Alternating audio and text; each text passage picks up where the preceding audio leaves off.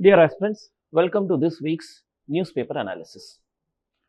So as usual, we'll try to cover the important articles from various important newspapers which are related to UPSC for prelims and for mains perspective. And this week's first news article is about the Genome India project. We'll just see the first, the summary, and then we'll get into the entire news article. So this is a summary or a table of details of the genome. Genome, romba simply, it is the DNA.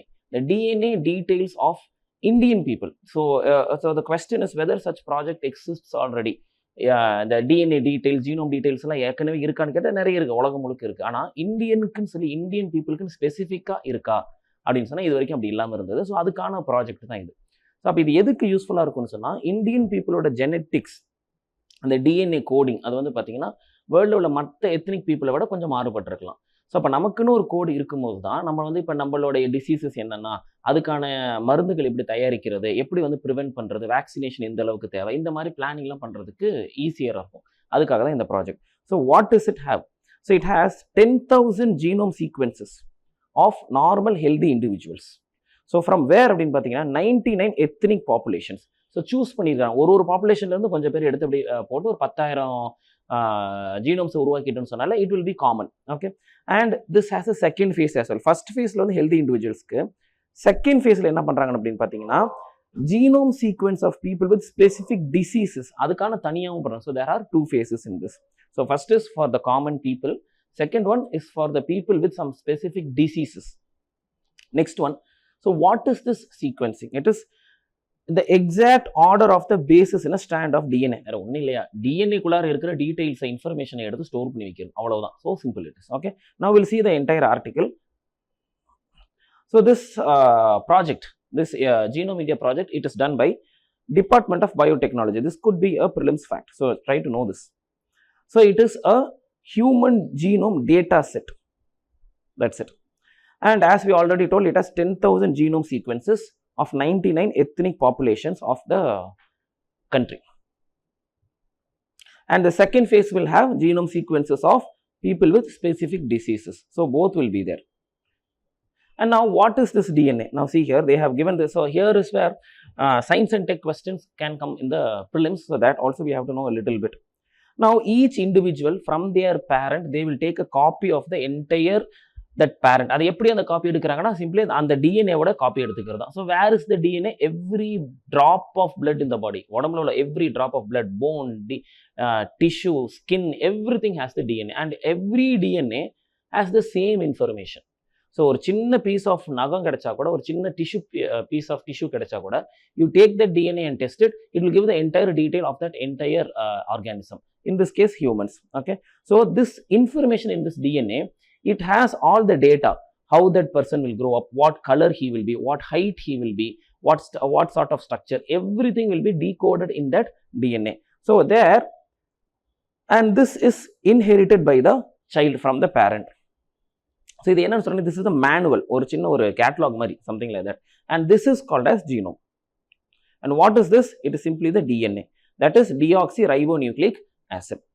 And one DNA, each piece of DNA, there are trillions of DNA pieces இருக்கும். அதில் each piece of DNA, it has 4 chemical units called as A, C, G and T. மொத்தம் இந்த A, C, G, T இதுதான் மாறி மாறி mix ஆகிட்டு இந்த genome structure வந்து உருவாக்குது. So now the order of the letter determines the meaning of the word. The order of these base determines the meaning of the information encoded in the DNA. So அப்போ இது என்ன, அந்த ACGT இது மாறிக்கிட்டே இருக்கு. இந்த ஆர்டர் எப்படியெல்லாம் மாறுதோ அதை பொறுத்து மீனிங் கிரியேட் பண்ணிக்கிட்டே இருக்கும். ஸோ வேற வேற வேர்ட்ஸ், இந்த 4 கெமிக்கல்ஸ் வேற வேற சீக்வன்ஸில் ஃபார்ம் ஆகி இன்ஃபர்மேஷனை கிரியேட் பண்ணிட்டு இருக்கும். So how many are there? There are around 3 billion pairs. So this is what determines how that particular individual is going to be. Now what is the sequencing? The exact order of the bases in a strand of DNA. ஒரு piece of DNA எடுத்து அதில் என்ன ஆர்டரில் வந்து இந்த நம்ம சொன்ன பார்த்துருக்கீங்களா ACGT, இது என்ன ஆர்டரில் வருதுன்றது அந்த ஆர்டர் அப்படியே எடுக்கிறதுக்கு பேர் தான் சீக்வென்சிங்னு சொல்கிறோம். So how to do this? First they will exact this genetic information from the blood. சும்மா ஒரு ட்ராப் ஆஃப் பிளட் எடுத்து அதுலேருந்து இன்ஃபர்மேஷனை மட்டும் வெளியே எடுத்துப்பாங்க. Because Veena every sell will have this same DNA. So சும்மா ஒரு ட்ராப் ஆஃப் பிளட்லேருந்து கூட அதை எடுத்துக்கலாம். தென் they cut the genome up into small pieces and then tag these pieces and then decode into small pieces of genetic material.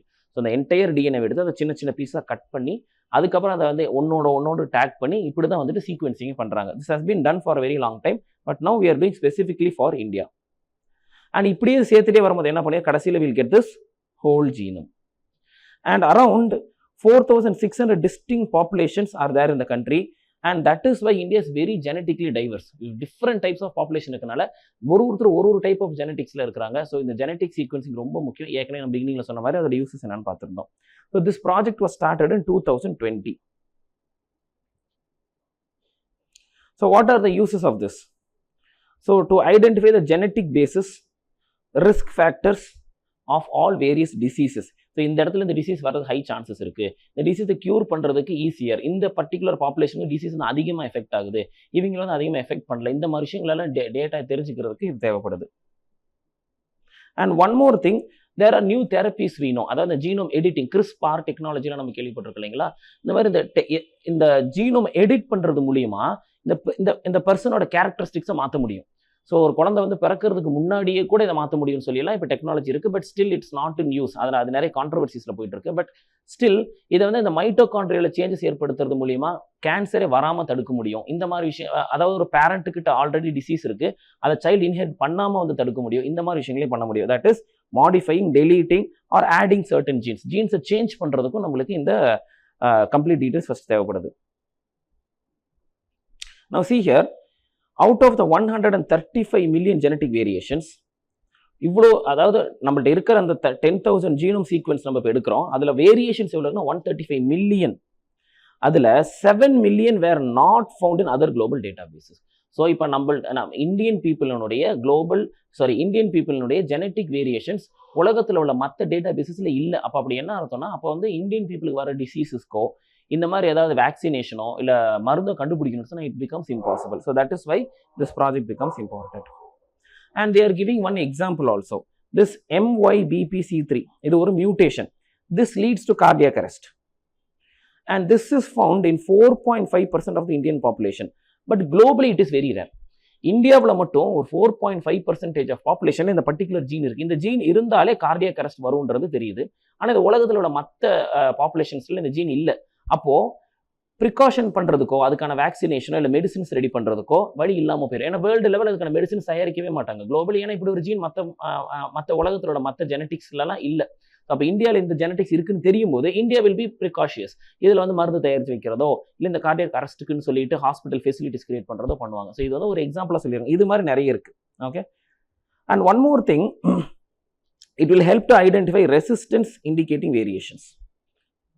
And one more, apart from that, for example, let us say people belonging to the Arya Vaisya community, who are found in the South India region, they lack a certain gene that precludes them from properly processing common anesthetics, which can have fatal effects on them. ஒரு particular community south இந்தியாவில் இருக்கிறவங்க பேர் ஆரிய வைசா கம்யூனிட்டின்ற அந்த group of பீப்புளுக்கு மட்டும் வந்து பார்த்தீங்கன்னு சொன்னால் அனஸ்தெட்டிக்ஸை வந்துட்டு பாடி வந்துட்டு ஏற்றுக்க மாட்டேங்குது, ப்ராசஸ் பண்ண மாட்டேங்குது. இந்த குரூப் ஆஃப் கம்யூனிட்டிக்கு மட்டும் அது இருக்குது. ஸோ அப்போ இது வந்து ரொம்ப ஃபேட்டலாக முடியலாம், டெத்துக்கு கூட வந்து கொண்டுட்டு போய் முடியலாம். ஸோ அப்போ இந்த மாதிரி டீட்டெயில்ஸ் எல்லாம் தெரியணும்னு சொன்னால் we need this database. Okay. So for now it will not be universally available. இந்தியாவுக்கு மட்டும் தான் இந்த டேட்டா யூஸ் பண்ண போகிறாங்க. Later maybe we'll give it for universal use, completely for global use. Now இந்த டேட்டா வந்து அப்போ டேட்டா ப்ரைவசி இதில் இருக்கான்னு கேட்டால் yes. To maintain anonymity of the data, it will be double blinded. So that samples sequenced by a partner institute will be encoded before being uploaded to the central database and then encoded once again when shared with researchers. So அப்போ data வந்து single piece of டேட்டாவே இல்லாமல் ரெண்டு விதமான research organisations இருக்கும். ரெண்டு பாதி data தான் வச்சிருப்பாங்க. அதில் ஒவ்வொரு டேட்டாவும் என்கோட் ஆயிருக்கும். என்கோட் ஆன டேட்டாவை தான் வந்து ரிசர்ச்சர்ஸ்க்கு கொடுப்பாங்க. ஸோ அப்போ டீகோட் ஆகினதுக்கு அப்புறம் தான் ரெண்டு டேட்டா ஒன்றா சேர்ந்தா தான் சிங்கிள் கம்ப்ளீட் டேட்டா கிடைக்கும். ஸோ அப்போ யார்கிட்டையுமே வந்துட்டு ஒரு பர்டிகுலர் பர்சன் இல்லைனா ஒரு பர்டிகுலர் கம்யூனிட்டியோட இந்த ஜெனட்டிக் டீட்டெயில்ஸ் வந்து யார் கைக்கும் போகாது. So privacy is an issue? No. So privacy is safe here. And one more thing, if any scientist want to use this, ஏதோ ஒரு மருந்து தயாரிக்கிறதுக்கோ ஏதோ ஒன்று யூஸ் பண்ணி நினைக்கிறாங்கன்னா they have to respond to call for proposals, collaborate with the Department of Biotechnology. So இப்போ biotechnology department கூட contact பண்ணி அவங்கள்ட்ட இருந்து அந்த டேட்டாவை வாங்கி அதுக்கப்புறம் கவர்மெண்ட்டோட சப்போர்ட்டோட தான் இந்த டேட்டாவை கையில் எடுக்க முடியும். So privacy is not a big issue அப்படின்னு சொல்லி இதில் தெரியுது நம்மளுக்கு. Okay. So next article about urea. ஸோ இது யூரியா வந்து சக்ஸஸ் ஸ்டோரி அப்படின்னு ஏன் சொல்கிறாங்கன்னு சொன்னால், இந்த ப்ரொடக்ஷன் இந்தியாவில் வந்து நம்மளுக்கு ஏற்கனவே தெரியும், the top most fertilizers used are first place is urea, second place is DAP. இது ரெண்டு தான் வந்து அதிகமாக வந்துட்டு இந்தியாவில் யூஸ் ஆகிட்டு இருக்கிற ஃபர்டிலைசர்ஸ். இதில் யூரியா வந்து ரொம்ப ஹை பர்சன்டேஜில் யூஸ் ஆகிட்டு இருக்குது. ஏன்னா பிகாஸ் த பிக் ரீசன் நம்ம என்ன சொல்லியிருந்தோம், யூரியாவுக்கு வந்துட்டு ஈஸியாக வந்து சப்சிடிஸ் கிடைக்கிறது, இது ஒரு பெரிய ரீசன். ஆனால் அதே நேரத்தில் வந்துட்டு அதுக்கு சரியான ஆப்டிமல் யூசேஜ் இல்லாமல் அதனால பொல்யூஷன் இந்த மாதிரி விஷயமும் காசு இதெல்லாம் தெரியும். ஸோ செகண்ட் ப்ராப்ளம் இஸ், இது அதிகமாக நம்ம இம்போர்ட் தான் பண்ணிட்டு இருக்கோம். யூரியா இஸ் ஹைலி இம்போர்ட்டட், இந்தியாவில் தயாரிக்கிறது இல்லை. பட் இந்த last decade we are trying to manufacture it in India. ஏன்னா இது வந்து ஒரு பெரிய இம்போர்ட் காஸ்ட் கிரியேட் பண்ணுறதுனால, அதனால ஃபார்மர்ஸ்க்கு கொடுக்கறதுக்கு மிகப்பெரிய சப்சிடியும் கொடுக்க வேண்டி வர்றதுனால நிறைய லாஸ் ஆகுது. ஸோ அதனால இந்தியாவில் யூரியாவை மேனுஃபேக்சர் பண்ண ட்ரை பண்ணிட்டு இருக்கோம். அதில் வந்து சில சக்ஸஸ் பார்த்துருக்கோம் அப்படின்னு தான் இந்த ஆர்டிகல் சொல்லுது. So will see some important details first, then we'll get into the article. So between this 2011 to 2023, இந்த டைம் ஆஃப் ஒரு 10 years வச்சுக்கோங்களேன், இந்தியாவோட domestic production of urea so எவ்வளோ இருந்திருக்குன்னா 22 மில்லியன் டன்ஸ்ல இருந்து 314 மில்லியன் டன்ஸ்க்கு போயிருக்கு. ஸோ 22 எங்க இருக்கு, 314 எங்க இருக்கு பாருங்க. 2011 வரைக்கும் வெறும் 22 தான் நம்ம தயாரிச்சிருக்கோம். 22 மில்லியன் டன்ஸ் யூரியா தான் India has manufacture, rest was imported. Now it has gone up to 314 million tons. And one more thing, import 7.8 million ton import இருந்திருக்கு, இப்போ 7 மில்லியன் டனுக்கு மாறி இருக்கு. பெரிய டிஃபரன்ஸ் இல்லை இம்போர்ட்ல, ஆனால் குறைஞ்சிருக்கு. ஆக்சுவலாக சொல்ல போனால் இம்போர்ட் அதிகம் இருக்கணும்ல, ஏன்னா population is increasing, more people have to be fed, more cropped area has been increased. cropped area இந்தியாவில் இன்க்ரீஸ் ஆயிருக்கான்னு கேட்டால் எஸ் இன்க்ரீஸ் தான் இருந்திருக்கு. ஸோ அப்போ யூரியா இம்போர்ட் இன்னும் அதிகமாக இருக்கணும். அப்போ அதிகமாகாமல் அதை ஸ்டாப் பண்ணதே பெரிய விஷயம். அதை தாண்டி இன்னும் குறைஞ்சும் இருந்திருக்கு. But at the same time manufacturing multiple times increase ஆயிருக்குது. ஸோ அப்போ இந்த நியூ பிளான்ஸ் எங்கெல்லாம் யூரியா தயாரிக்கிற புது கம்பெனிங்க பூரா எங்கே இருக்குன்னா, நியூ கிரீன் ரெவல்யூஷன் ஏரியாஸ்ன்னு சொல்லக்கூடிய இந்த eastern part of the country. எங்கெல்லாம், eastern Uttar Pradesh, West Bengal, Bihar, Jharkhand and Telangana. So இந்த ஸ்டேட்ஸில் தான் அதிகமாக புது யூரியா தயாரிக்கிற ஃபேக்ட்ரிஸ், மேனுஃபேக்சர் யூனிட்ஸ் வந்து உருவாக்கி இருக்கிறாங்க. ஸோ அதனால் இதோட ப்ரொடக்ஷன் ரொம்ப ஹையாக இருக்குது. So we'll see some important details in this income.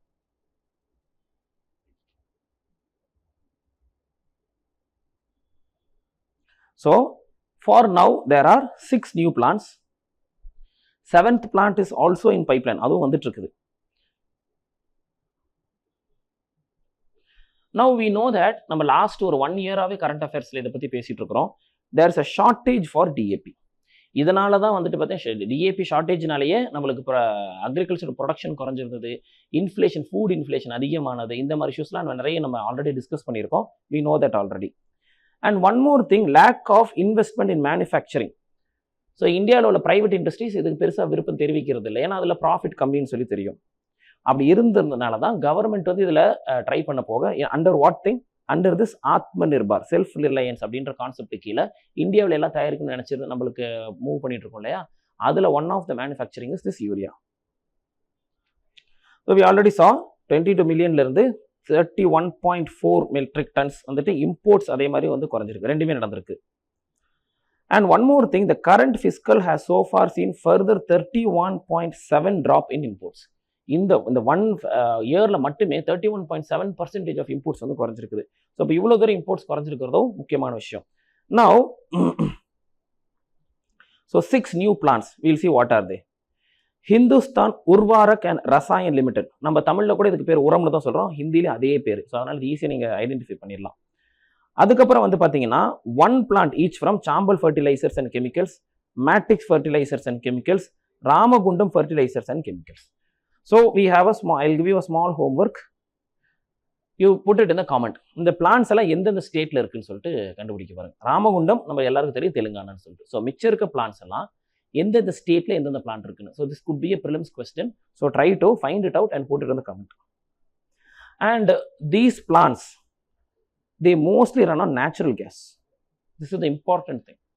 So இது வந்துட்டு பெட்ரோல் டீசல் யூஸ் பண்ணாமல், கோல் யூஸ் பண்ணாமல் நேச்சுரல் கேஸில் ரன் ஆகிறது one important thing you have to know. So நம்ம ஏற்கனவே ஸ்டேட்ஸ் எல்லாம் பார்த்தா எந்தெந்த ஸ்டேட்ஸில் இருக்குன்னு. ஸோ எந்த பிளான்ட் எந்த ஸ்டேட்டில் இருக்குன்றதை மட்டும் நீங்கள் கண்டுபிடிச்சிட்டு வர ட்ரை பண்ணுங்க.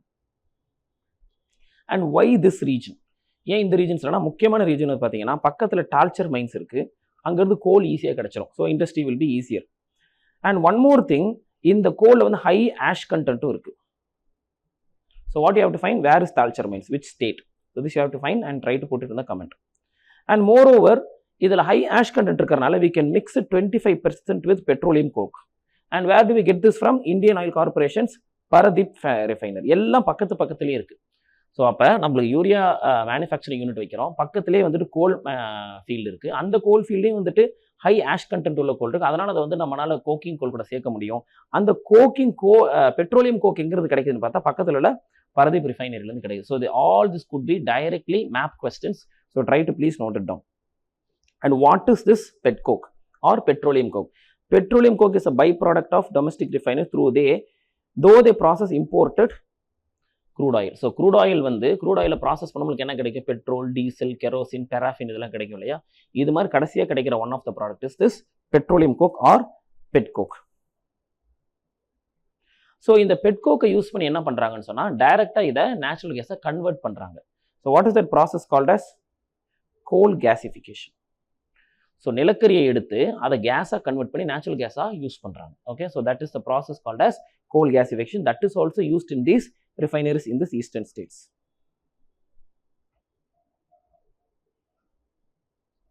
Now the question is, so once you get into mains answers இந்த மாதிரி கேட்க questions கேட்க சான்ஸ் இருக்கு. Now இதை மேனுஃபேக்சர் பண்ணுறதுக்கு எவ்வளோ செலவாகுது அப்படின்னு சொல்லி சில விஷயங்கள் பார்க்க வேண்டியிருக்கு. ஏன்னா இன்வெஸ்ட்மெண்ட் மட்டும் it's around 61 or 62,000 crores. So அப்போ அவ்வளோ பெரிய செலவை பண்ணுறது கரெக்ட் தானா? அதே நேரத்தில் the landed price of imported urea in India, so இது எவ்வளோ வருது பார்த்தீங்கன்னா for a ton it is only 372 or maximum 400 per ton, $400 per ton. அப்போ நம்ம இவ்வளோ இன்வெஸ்ட் பண்ணுறதுக்கு பேசாமல் இன்னும் இம்போர்ட் பண்ணிகிட்டே போயிடலாமா? இப்போ வேற ஒருவேளை இம்போர்ட் பண்ணுறது பெட்டராக இருக்குமா, இல்லை இந்த இன்வெஸ்ட்மெண்ட் வந்து ஒர்த்து தானா அப்படின்னு சொல்லிட்டு இதில் இந்த ஆர்டிகல்ஸில் பேசியிருக்கிறாங்க. We'll see what they are saying. Now, cheaper today to buy than make urea at home. So today, இன்னைக்கு வேணா பார்த்தாலும் வாங்கிக்கிறது சுலபமாக இருக்கலாம். நம்ம இம்போர்ட் பண்ணுறத ஈஸி தானே, சின்ன வேலை தானே, வாங்கிட்டு போயிடலாம். இது எதுக்கு மேனுஃபேக்சர் பண்ண? But in long run in ஃபியூச்சருக்கு நம்ம பார்க்கும்போது இது ப்ராஃபிட்டாக தான் முடியும். இந்த மைன்ஸை நம்ம ஸ்டார்ட் பண்ணது, இந்த மேனுஃபேக்சரிங் ஸ்டார்ட் பண்ணது ப்ராஃபிட்டாக தான் முடியும்னு சொல்லி இந்த ஆர்டிகல் சொல்லுது. Now the imported bulk urea arriving in vessels has to be discharged at the port. அதாவது இப்போ என்னன்னா இந்த ஆர்டிகல் என்ன சொல்லுது? This article is really important for a mains answer. See, we calculate only the amount, that's a landing price. $400 land ஆயிடுது, அதோட நிற்கலை. அங்கிருந்து நம்ம நிறைய இடத்துக்கு டிரான்ஸ்போர்ட் பண்ண அந்த காஸ்ட் எல்லாம் கணக்கு எடுக்க வேண்டியிருக்கு. ஆனால் இந்த பிளான்ஸ் அப்படி கிடையாது. அந்த பிளான்ஸ் இருக்கிற இடத்துல இருந்து பக்கத்திலே ஈஸியாக டிரான்ஸ்போர்ட் அங்கே வில்லேஜஸ்க்குலாம் போய் சேர்ந்துடும். ஸோ அதையும் கணக்கில் எடுக்கிறாங்க. Okay, now this urea to the northern and eastern hinterlands which are farther away from the ports than from where they are located. And this will involve 30 to 35% ton. அப்போ நான் $400 per ton யூரியாவோட price plus ஒரு 35 tons அதாவது $435 மாதிரி ஆயிடுது ஒரு டன்னுக்கு. And then next one, differential transport and interest expenses that further narrows the gap between buy and make. அப்போ இந்த transport cost எல்லாம் சேர்த்து நம்ம பார்க்கும்போது கண்டிப்பாக வந்துட்டு மேக் பண்ணுறதுக்கான காஸ்ட் வந்து கம்மி மாதிரி தான் தெரியும். இது ஒரு விஷயம். Now next one, with 7 terminals for handling imported LNG, imported liquefied natural gas, and pipelines crisscrossing much of the country, the economics of make versus buy urea has undergone a change in the last decade. So next one more thing is, யூரியாவை import பண்ணாங்க, நம்ம கொண்டுட்டு போய் சேர்க்க வேண்டியது இருக்குது. But at the same time இங்கே நம்ம இங்கேயே தயாரிக்கிறது வந்துட்டு பைப்லைன் மூலியம் அனுப்ப முடியுது. ஸோ லிக்விஃபைட் நேச்சுரல் கேஸை கொண்டுட்டு வந்துட்டு நம்மளால பைப்லைனில் மூவ் பண்ணுறதுனால இதனாலேயும் வந்து பார்த்தீங்கன்னா நம்ம வாங்குற இம்போர்ட் பண்ணுறதுக்கும் நம்ம மேனுஃபேக்சர் பண்ணுறதுக்கும் பெரிய செலவு டிஃபரன்ஸ் இல்லை அப்படின்ற மாதிரி காமிக்குது. ஸோ இது எங்கெல்லாம் இருக்குன்னு பாருங்கள். LNG terminals Mundra, Dahej and Hazira in Gujarat, Dabhol, Kochi, Dabhol in Maharashtra, Ennore in Tamil Nadu, Dhamra in Odisha. இந்த இடங்கள்ல பூரா வந்துட்டு we have LNG terminals. Now these pipelines have made it easier to import and transport gas instead of urea to the hinterland. Import of urea now makes more sense for feeding the western and southern markets closer to the ports.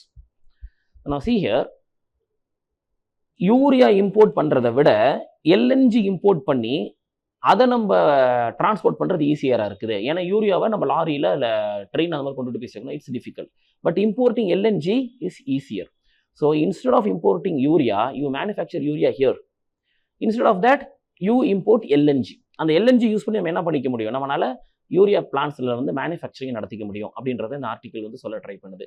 And one more thing, the imported urea can be used for western states and southern states. ஏன்னா எந்த போர்ட்டுக்கு வந்து சேருது? மகாராஷ்டிரா போர்ட்டுக்கு தான் எல்லாம் வந்து சேருது. So you can import urea that you use it for western states and southern states. But to take it to the northern states and eastern states, it gives a huge transport cost. For those regions, don't import urea, instead manufacturing it. So அப்போ ரெண்டுமே பண்ணிக்க சொல்கிறாங்க. So eastern states and northern ஸ்டேட்ஸ்க்கு manufacture பண்ணிடுங்க, western states and southern ஸ்டேட்ஸ்க்கு import பண்ணிக்கலாம். இது ரெண்டு ஹேண்ட் இன் ஹேண்ட் கொண்டுட்டு போனால் urea price will go low. That is what this article tries to say.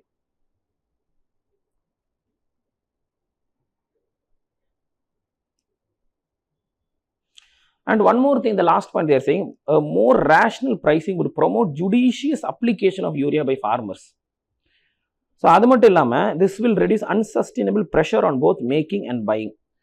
So இன்னொன்று என்ன சொல்கிறாங்கன்னா, நைட்ரோஜன் ஃபர்டிலைசர்ஸ்க்கு ப்ரைஸ் ரொம்ப கம்மியாக வைக்கிறதோ இல்லைனா ஃப்ரீயாக கொடுக்குறதோ செய்ய வேண்டாம். கரெக்டான ஒரு ப்ரைஸை வச்சா farmers will buy it and use it judicially. தேவையானதை மட்டும் வாங்கி தேவையான யூஸ் பண்ணுவாங்க. ஸோ அப்போ இம்போர்ட்டும் குறைஞ்சிரும், நிறைய மேனுஃபேக்சர் பண்ணுறதும் இருக்காது, என்விரான்மெண்டல் பொல்யூஷனையும் கண்ட்ரோல் பண்ணலாம். இது எல்லாம் சேர்த்து பண்ண முடியும் அப்படின்னு சொல்லிட்டு this article is trying to say. Okay, so this becomes an important article because of that.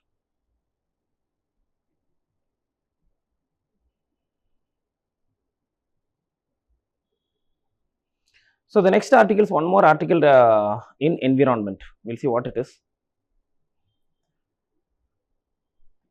Again, they are saying 2024 is the hottest recorded year in human history. So European Union's Copernicus Climate Change Service. So try to remember, Copernicus Climate Change Service is from European Union. It has confirmed that average temperature in 2024 is 1.6 degrees Celsius more than that of pre-industrial level. So நம்மளோட target is 2 degrees Celsius. But optimal is 1.5 degree Celsius தான் சொல்லியிருந்தோம் எப்போ 2030க்கு. ஆனால் 2024லேயே நம்ம 1.5 தாண்டிட்டோம். So அப்போ வந்து நம்ம target வச்சதை விட இட்ஸ் அ ட்ராபேக் அப்படி தான் போயிட்டு இருக்கு. But at the same time அது வந்து ஆவரேஜ் எடுத்து பார்க்கும்போது குறையும் அப்படின்றது இந்த ஆர்டிக்கலில் பின்னாடி சொல்லியிருப்பாங்க. Will see that.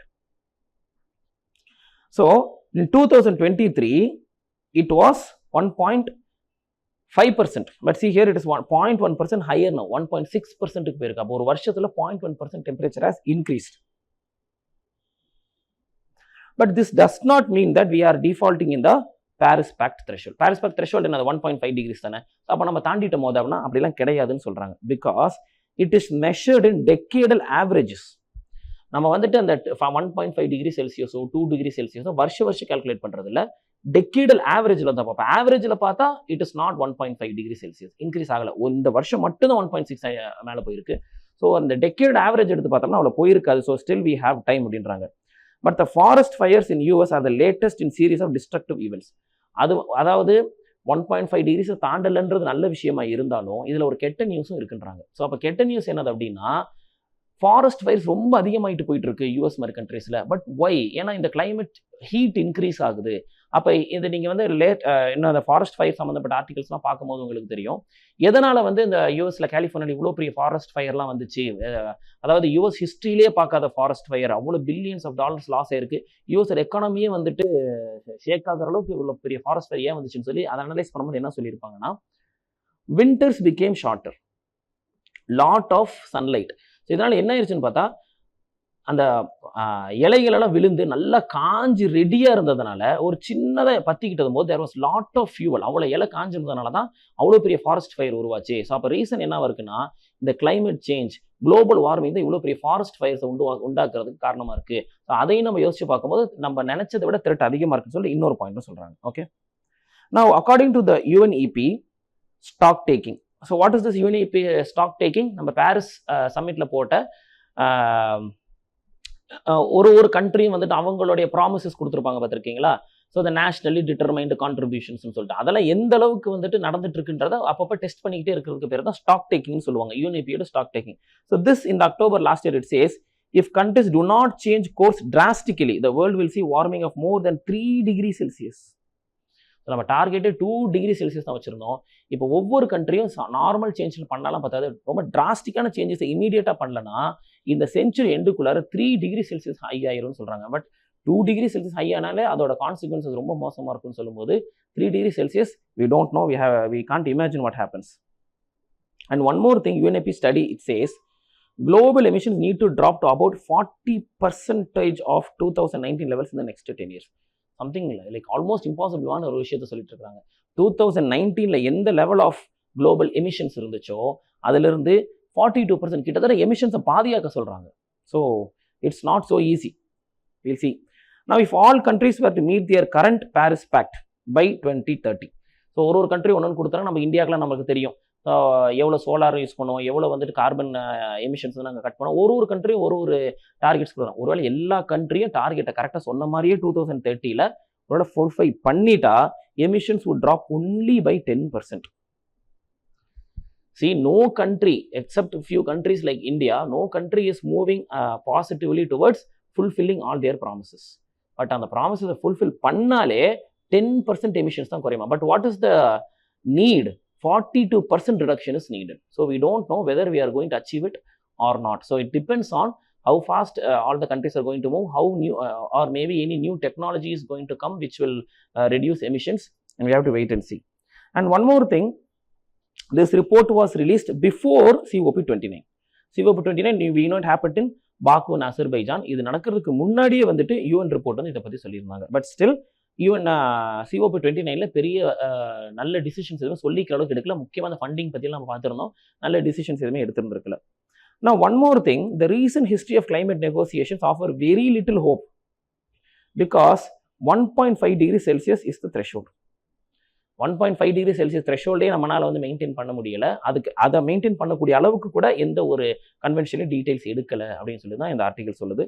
So this article you have to see like very important for mains. ஏன்னா முக்கியமான பாயிண்ட்ஸ் நிறைய கொடுத்து வச்சிருக்காங்க. ஓகே,